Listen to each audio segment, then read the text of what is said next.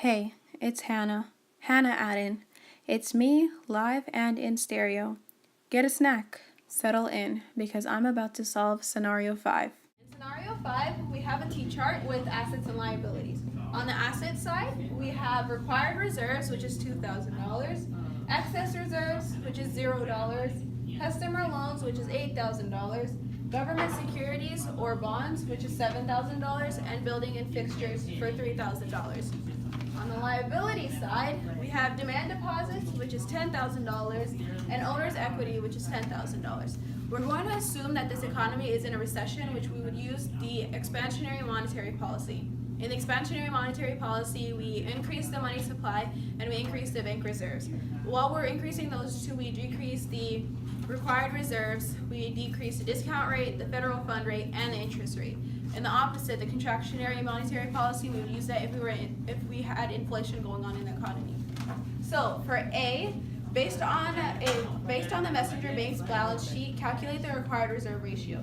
So in order to do that, you put the required reserves over the demand deposit. In our case, the required reserves is $2,000, whereas the demand deposit is $10,000. Once you plug that into the calculator, you should get 0.2 or 20%.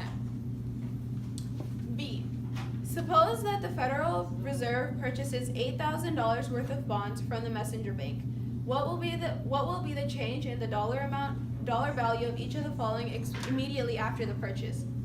For excess reserves, the amount of bonds goes straight into excess reserves and is going to be $8,000. The demand deposit would be $0. The demand deposit is not affected by the purchase of the bonds. Excess reserves are the leftovers after the required reserves are taken out of the demand deposit.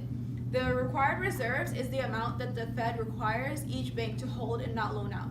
Once that required reserve is taken out of the demand deposit, what is left over in the excess reserves is used to be loaned out, and that is the maximum amount that banks can loan out. Demand deposit is the amount of money that can be withdrawn at any time, is a deposit that can be withdrawn at any time. C, calculate the maximum amount that the money supply can change as a result of the $8,000 purchase of bonds by the Federal Reserve. So in order to do that, you take the $8,000 in the bonds that you bought times the money multiplier. What the money multiplier is how much money the banks generate with each dollar in reserves. So to find your money multiplier, you put it 1 over the RR, which was calculated in A. When you multiply those two together, you should get $40,000. The difference between a single bank and the commercial banking system is how the amount that they are going to loan out is calculated.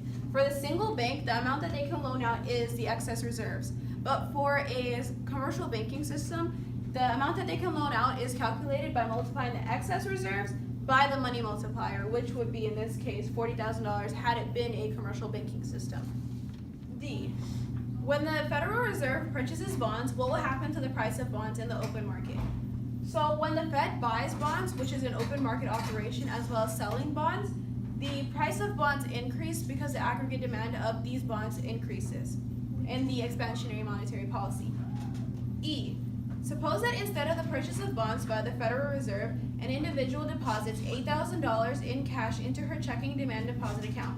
What is the immediate effect of the cash deposit on the M1 measure of the money supply? There will be no change to the M1 measure of the money supply because this money has already been counted in the money supply. Thank you.